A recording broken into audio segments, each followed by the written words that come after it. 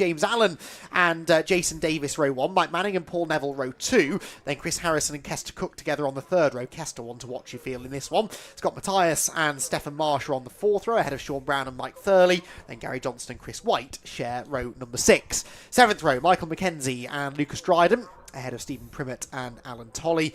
Nick Head, Malcolm Wise, Gary Littlewood and James Newins complete the top 20. Then it's Sam Daffin and John Ward, ahead of Richard Bishop and Leslie Chapelhow.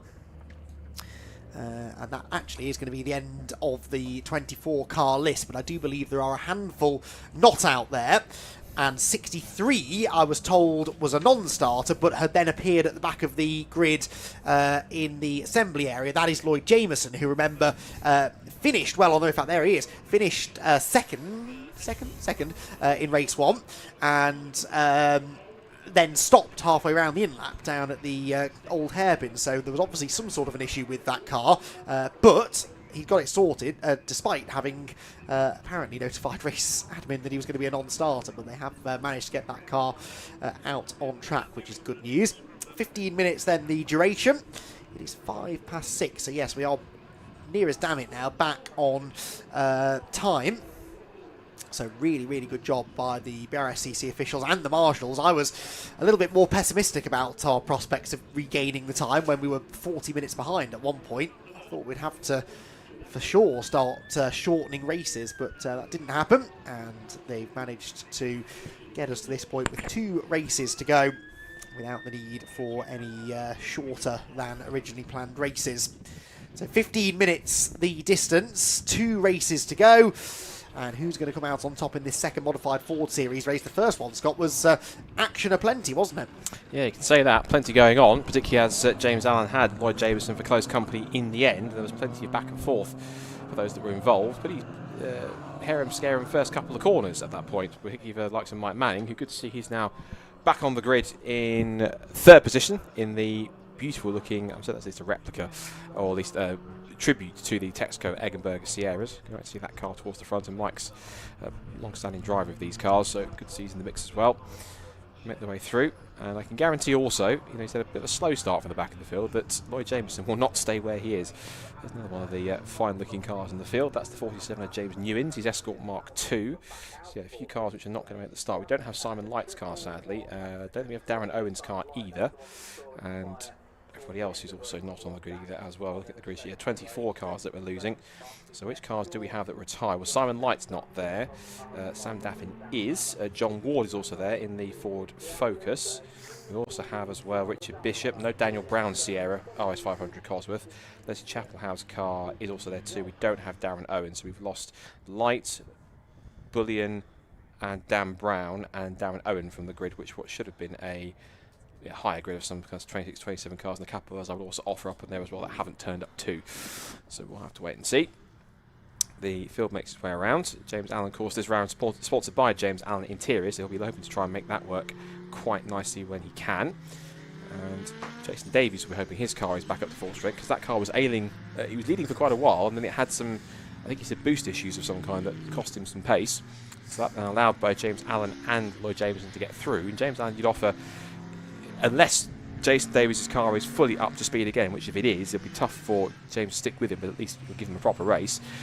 It's going to be quite a battle towards the front. One car I also want to watch for, but starting from 7th on the grid, is, considering he started far back in the field last time, is Kester Cook. He started P6, in fact, actually, because, of course, we've now got Lloyd Jameson right at the back, and he's sort of dropped off right at the back of the field, so if he is going to take the start, then he's going to be quite further back and not... In fact, there he is. He's quite far back from where he should be. It's not quite as close together for this 2x2 start as they're going to stack up on the exit of the chicane, but this straight line run off the start between both Jason Davies and James Allen is going to be quite fascinating to go back into 2x2 formation. It was thrilling in race 1. I think they're about to do it all over again, the modified Fords. We get set for 15 minutes of race number 2 here at Donington Park. Yep, so the Ford Focus of James Allen will start the race from pole position. Off go the lights, down to Redgate goes the field, and it's pretty evenly matched, isn't it? But just a slight advantage for Jason Davis. He's not down on boost at the moment. He gets the lead into Redgate. Allen slots into 2nd. Mike Manning and Paul Neville debating 3rd on what is, I think, still just about a dry track with that little sprinkling that we had as the cars were released from the assembly area. So Jason Davis then gets back to the head of the field, but James Allen is not going to be far behind behind him, and it is going to be Manning that's held on to third, I think, just ahead of Paul Neville. Then Chris Harrison and Kester Cook come through.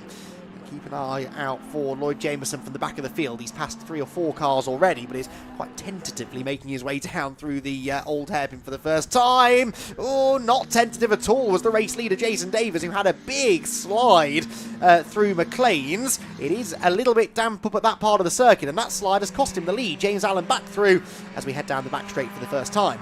Yeah, so Jason Davies, a little bit of pressure, but he's coming back at him on the exit of Coppice Corner with that much more superior power, and so it looks like that car is back up to full strength. But I'd say James Allen's better under brakes, and it's proven that now. A little bit of a puff of something from the front of Jason Davies' car as he stood on the anchors to get it closed. A little more wayward as he puts the foot down. Manning a much better start this time, not getting edged out wide as he was at the start of the first race. There goes Stefan Marsh battling with the very pretty bronze-coloured 36 Mark 1 Escort of Gary Johnson. Made a good start from where he was on the grid. That was 12th, and he's now up to 9th, up 3 spots. And Stefan Marsh, sadly, in the black and pink Focus Mark 2, is in the pit lane with an issue. So he's in from what was 9th on the grid, so problems for the number 43 machine. Down through the Carrera curves again for the second time. There's spots of rain on the camera, so there's something in the air that's falling through. Neville 4th, Harrison 5th, Cooking still holding in 6th. The Fiesta that started from the back, or towards the back, in race 1, holding station in that top 6 spot. Through the rest of the field goes through the old hairpin. There's Dryden, who was battling a bit further back as well with another one of the Mark 1 Escorts. And that is, I'd say, Stephen Primmett in car number 15. And this is a bit of a back and forth here, because it's not as if Alan's car lacks power, but I think it's personally much better in the corners, and especially under brakes. It can brake a lot later, because I noticed on the approach down towards turn 1 at the start that Davies' car was braking probably at least about 30, 40, 50 metres earlier than James Allen's car was. So I think he's much better getting the car stopped and turned, but it's on the power again where he's going to do that. Case in point that even though Davies has more horsepower, Allen's better on the corners and stopping for them, and he's a 10th.5 quicker as they come onto lap 3. Yes, he is. So the Focus sets the fastest lap, but 8 tenths between them is still enough breathing room for Jason Davis for the time being. There's Kester Cook in the Fiesta, who, as you said, gained so many positions in race number 1, but now starting roughly where he should have started. It's all a bit more static as they head down towards the old hairpin, where again there's just a little bit of rain in the air. It's been that story all day, hasn't it? All weekend, really. If it has ever rained, it's never been heavy. It's just been that bit of psychological rain, maybe a bit of dampness on the track, but not enough to massively change the track conditions. And it's really a nightmare for the drivers, who just don't really know what they're heading into as they come round each lap. That's the heaviest the rain has been, though, up at McLean's Corner. So the track conditions maybe are going to start deteriorating a little bit more noticeably now, as this battle pack gets closer together, don't they? Kester Cook closing in on Chris Harrison, and they're not a million miles behind Paul Neville. And they've also now got Scott Matthias coming to the inside. And Scott Matthias, I think, in the Ford Sapphire Cosworth is going to gain at least 1 position. Locks the brakes. Oh, no. And he's hit the tyre stack. Destroys the right front corner of the... so I've not taken the door panel off, I think, partly as well, there on the right-hand side of the car. And that was all because he was so late on the brakes and nearly ran into the side of the 135 car of Chris Harrison in avoidance of the Mark 1 Escort. He hit the tyre stack, so selfless act there, really, from Matthias to avoid contact with another car. He wrecked the right-hand side of his own car, but that car is going no further. It's a shame. Now, another question will be, if he has hit the tyre stack, which he clearly had, how much he shifted it, if he shifted it, that might cause a problem for anyone else that's going down to that complex. We'll wait and see when the leaders come through. I also want to offer up as well, James Allen had a slow lap, 1 minute 30, well, not massively slow, but James Davis was just on a better pace, 1 minute 10.9, but he was a full, practically, what was that, basically 2.1 seconds better. So some work to do to try and push on if he can, but got some work to do to try and get back up forwards to him. Jason Davis again sets another new fastest lap of the race, 1:10.6. Yellow flags, of course, for Matthias' stricken Fiesta. The last lap for Allen was 1:14.1. He's still quicker than Mike Manning. He's just gone through the chicane there in now 3rd place. And there is the stricken Sapphire Cosworth of Matthias, who came off the road. Red flag, in fact, race has been stopped.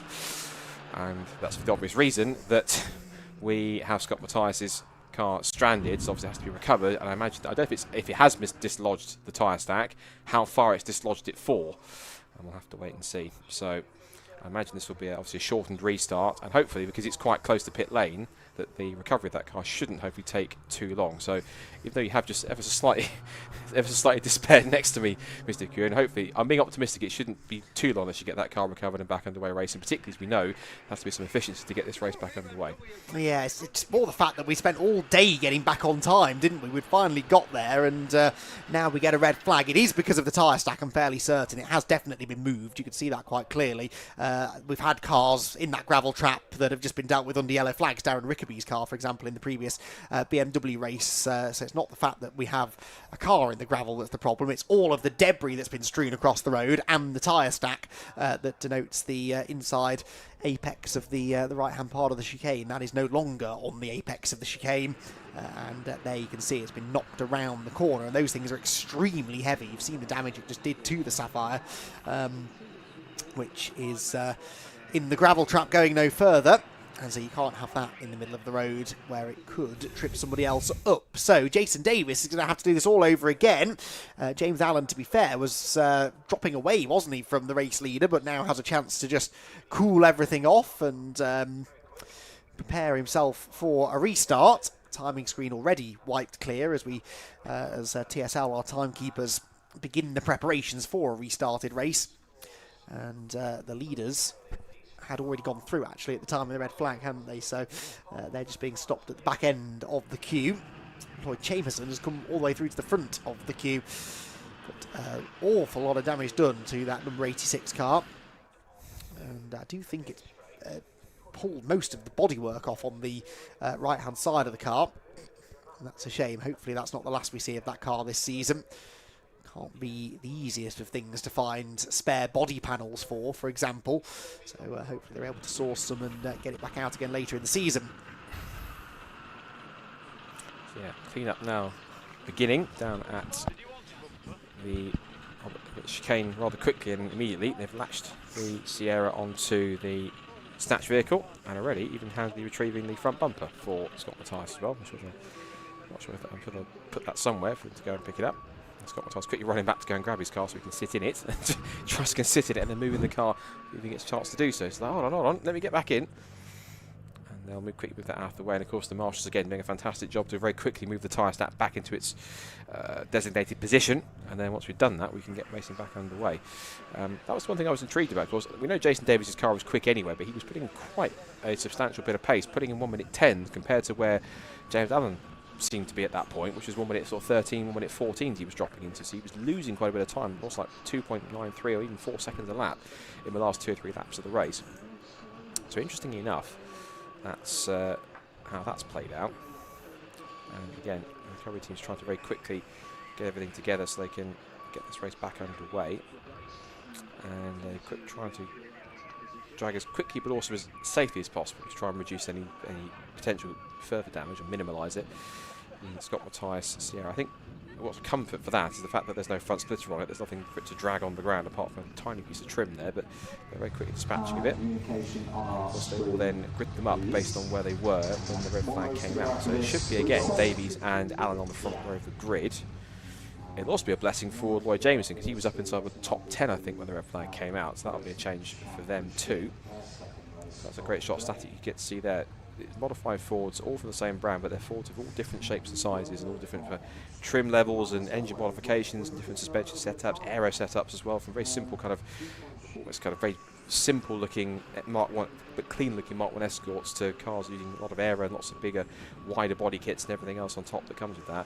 It's great to see this series is kept as open as possible with it, fit within the regulations, but in terms of what you can develop and do, it's a lot better in terms of being able to see these cars like this. This is Mike 30's car, which is not sure if it's an authentic one, but it's listed on the intro. This is a Mark 1 Escort Zaxby, which very much is at least a tribute to the cars that raced, particularly over, I think, in Germany in the kind of those kind of days of that days, the German touring cars back in the sort of mid to late 70s into the early 80s, and those cars when they existed. So it's nice to see that even again more expression like that. Of course, with the Maxi Cosworth, which is almost like taking inspiration not just from the Escort, but from the Maxi rally cars of the F2s as well. So lots of really nice expression in this series, and it's the reason why a lot of people are marking it. It's genuinely one of the best looking grids in club racing in the UK.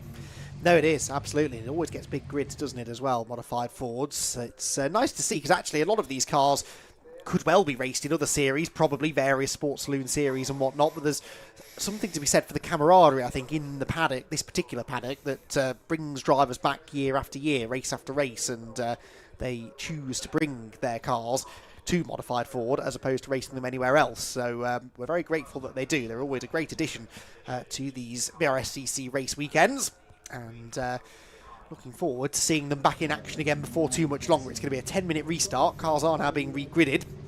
So Jason Davis and James Allen at the front of the field. They will assume the position on the front row. But we are going to get a full restart over 10 minutes. And as Scott quite rightly says, there are a couple of drivers who will be quite grateful for this. James Allen perhaps is one, but yeah, Lloyd Jameson the other. He's going to start significantly closer to the front this time than he did first time around. And as we saw in the first race, he has got the pace to run up with those leading two and perhaps challenge for a race victory. So yeah, 10-minute restart for the Modified Fords, who are pulled into position. At least the leading three are. Now Paul Neville arrives on the scene in fourth. And Paul Neville fighting for another class win if possible. Kester Cook is the next one to be summoned.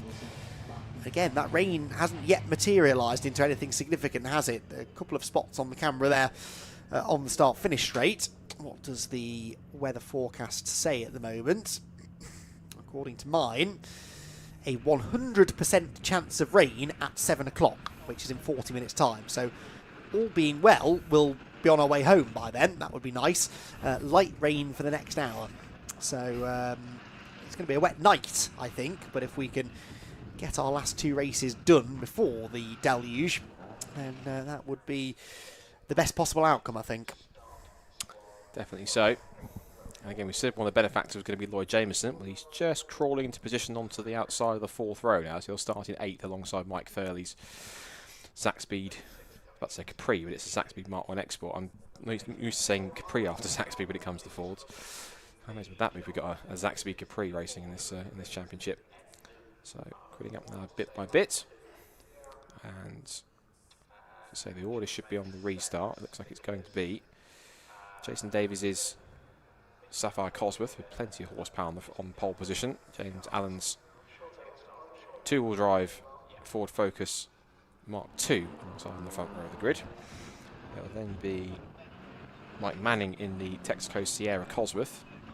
Essentially, it's an RS500 tribute, I think, in third position. Fourth will be Paul Neville, who started fifth on the grid before. And you see just peeking behind there that we've got the Chris Harrison Ford RSR. Then sixth will be Kester Cook. And then seventh is going to be Mike Thurley's Mark 1 Zach Speed Escort with the Castrol livery on it. And then Lloyd Jameson, who was starting at the back of the grid. He would have started second, but I think he was late to the assembly area as he was starting at the rear. And that car was starting P8, a little bit further back. Last couple of cars just getting right into position before we get off onto the rolling start. And the boards are being held out, I think, shortly. As you said, 10 minutes, 1 minute board goes out. So we're getting set then for a pretty rapid restart. So as Lloyd Jameson trying to keep cool as he shuts his door. The Jaguar safety car illuminates its light bar at the top of the roof, and we're back underway. In fact, to try and save time, race timer has now started as soon as they've gone off on the green flag. That I think to try and save time to get this last race in on timetable. The time right now is 24 minutes past 6, and the final race of the day, which is the Racing Line Volkswagen Audi Racing Championship Race 2, that is coming up. It's scheduled for 10 minutes, so they're trying to get this race done as much as possible. So if they are going to get racing, they're already just behind timetable. So we should, all being well, touch wood, fingers crossed, everything crossed for good luck, we should be able to get through this and finish before we get to the 7 o'clock curfew and get every single race done without actually reducing anything originally in the first place. Yes, this might also then be a safety car restart rather than a side-by-side restart, because technically the race has now restarted. So it could be that this is a single file start. Wait and see. Hopefully the correct instructions have been given to the drivers, particularly those at the front of the field, because they'll set the example then for those in behind. So Lloyd Jameson's going to start 7th, I reckon, for the restart in the white Escort Cosworth Maxi. So, or 7th or 8th possibly. He will take the restart. So how many places can he gain into Redgate Corner if he finds some gaps and is able to pick a few off immediately, he might still have the pace to get up there and challenge for a podium. And repeat the sort of result that he got in race 1 before his car stopped on the way back to the pit lane. There's the number 36. That's Gary Johnson's Escort, which heads up towards Coppice Corner in, again, still gloomy, damp-ish conditions, but the track still remains dry for now. Are we forming up side by side? Are we forming up single file? A bit of both by the looks of it. Front few rows try going side by side. They We are are getting getting a side proper by start. So the one thing we don't want is thinking it should be a single file restart, and they are going side by side. But whichever, we'll go by the. We'll give the benefit of the doubt. They've been giving a side by side proper restart here. Safety car lights are off, so let's try this again, shall we? Yes, let's do it. Jason Davis and James Allen then on the front row together, and Mike Manning and Paul Neville next in line. Keep an eye on that car there, Lloyd Jameson, as he tries to salvage something from this second race. Off we go, and Paul Neville on his toes. Look, moves up almost to challenge James Allen before the extra power of the Focus kicks in. Can Allen outbrake Jason Davis on the outside into Redgate? The answer is no, so it will be Davis that holds on to the advantage. Neville is sideways through Redgate, and that sort of delayed Lloyd Jameson, who was hoping to go to the outside of Kester Cook, but it's Jason Davis who does manage to get the lead back from, or hold on to the lead from James Allen. On the run down the hill, Kester Cook gets ahead of Paul Neville. That's a position gain for the Fiesta driver, and there's a big lock-up for Mike Manning. Did he manage to keep the car out of the gravel trap, I wonder? We'll find out maybe in a moment or two, but either way, that will leave him under quite a bit of threat, I suspect, from Chris Harrison and Kester Cook behind him. Will do. Top two trying to escape away. The answer is yes, he did keep it on the road. As the rest of the pack goes through from 5th down to 7th, there's Lloyd Jameson trying his best he can to try and get past Kester Cook. He might have a bit more horsepower, but Kester's giving as good as he gets, but he finally capitulates at the top of the hill at Coppice, and through he goes into 6th position. Next target is going to be Paul Neville's Escort RS2000. And there's another demonstration again of just how much pace that Davies has in that Sierra as he wiggles the tail, putting his foot down out of the chicane. Another place gained there as we've got, that is... Yeah, Lloyd Jameson getting past Paul Neville, so through he goes now into P5 now, is the Maxi Cosworth. It's showing there's several cars have gone out of the race, but that's not true. They're just coming through the start and finish line now, onto the pit straight, and a Kester Cook challenging for position now. That's him trying to put Neville down to 7th place, gets the up and under in the Fiesta, and this small little, I think it's an EcoBoost power car, pulls his way through into 6th position and pushes the man who essentially oversees modified Fords in his RS2000 Escort down to P7. So Kester Cook, good run so far to be in the top 6 after he started right deep in the race, in the third in race 1, picked his way through, got up to P6 in the end and dropped a couple of spots, but now up back to where he started in the original grid. I think he might be as high as he goes though, because the top 5 cars, Andy, I'd give you, have got much more pace, plus he's too busy trying to defend from Neville, who's trying to re-attack him at McLean's. And this is for a class lead as well. They both run in Class B+, so this is for the lead of that category. Kester Cook having just got ahead of Paul Neville, so that's why they're battling quite so vigorously. Ahead, Lloyd Jameson was gaining more ground, I think, at the expense of Harrison. Yes, gets himself past Chris Harrison. So the next pass is for an overall podium. That was for the lead of Class SA though, so in the same category, those two cars. He is going to get past Mike Manning now on the way down into Redgate Corner, but he's already into the lead of his class, and he's now 3rd overall. Lloyd Jameson 10 seconds off the lead though, with only 5 minutes to go, so I think he's going to struggle to improve upon that. It's a 2.6 second lead meanwhile for Jason Davis, so not convinced everything is running perfectly smoothly under the hood of the Ford Focus in 2nd position. James Allen not able to go after Jason in this one. It did initially, and then really seemed to fade just before the red flag, and hasn't looked as competitive since the restart either. Will that leave him vulnerable then, I wonder, to Lloyd Jameson, who's now in clean air and will be trying to bridge that gap to the 2nd place car? May well be. Jameson will try and motor along. Look at his lap times. The last lap for Jameson was a 1 minute 13.1, and admittedly James Allen's last lap was a 1:11.4, and that's quicker than he was going anyway at one point with 1:13s, 1:14. So if he's having an issue, it might have been a little bit intermittent, because he topped off, he had the initial good pace, then dropped backwards. So but that's going to happen again. We'd hope not, but we'll wait and see how the rest of this restart plays out. And James Allen's car sounds healthy enough going down the pit straight. He's done a 1 minute 11.902, 1.5 seconds off the current pace that Davies has. As we see Mike Manning going through, followed by Chris Harrison. And it's Kester Cook who now leads the class from Paul Neville. And then Mike Thurley followed by Gary Johnson and Chris White rounding out the top 10. As you say, class leaders. Davies leads Class A. There's that a couple more spots of rain falling on the camera. It's getting a little darker. Yes, it's just gone 6:30 in the afternoon / early evening, but it's getting a few more spots of rain. That's the thing. It hasn't, touch wood, been a moment when we've had spots of rain. Rain's threatened, but it hasn't been like a downpour, like a proper shower that it's been sat there trying to do something, but it's become more like psychological rain. That's saying that it's either not happening or you can see spots on the windscreen. You think it's raining hard, and it actually is. Yeah, I think we do have some spots on the start-finish area, though, looking out of the window. I think it's maybe just a tiny bit heavier than it has been. We'll see if that starts to affect the drivers. Up through McLean's and Coppice goes Paul Neville, trying to stick with Kester Cook and fight for a class win, but Kester does look the quicker of the two, doesn't he, in that Fiesta, just getting away ever so slightly. Good battles going on further back. The number 75 Ford Fiesta there of Gary Littlewood on the inside of the 959 Ford Focus of Nick Head. They run in different classes. Class C for Littlewood, where he is actually the only Class C runner in the race. We've lost to the pit lane the number 18 car since the restart. So that was Richard Bishop's Escort Mark 1. So 20 cars still running. And hopefully we'll get them all through to the flag. 2.25 minutes to go. And the leaders are about halfway around their 5th lap of the race. Here comes the 107 car. I haven't seen a lot of this car, but it's a great looking thing, isn't it, the 107, which is Alan Tolley, running down in 14th in his 4-wheel drive Ford Sierra XR. And he's coming up to challenge the Ford XR2 of number 547, which is... 847, I beg your pardon, Lucas Dryden. Two very different cars. Clearly not a lot to choose between them pace-wise, though. And I think they both run... no, they don't run in the same class. Tolley is in Class SA, so the same sort of category as Lloyd Jameson further up the road, but he's struggling at the moment to get past the much less powerful XR2.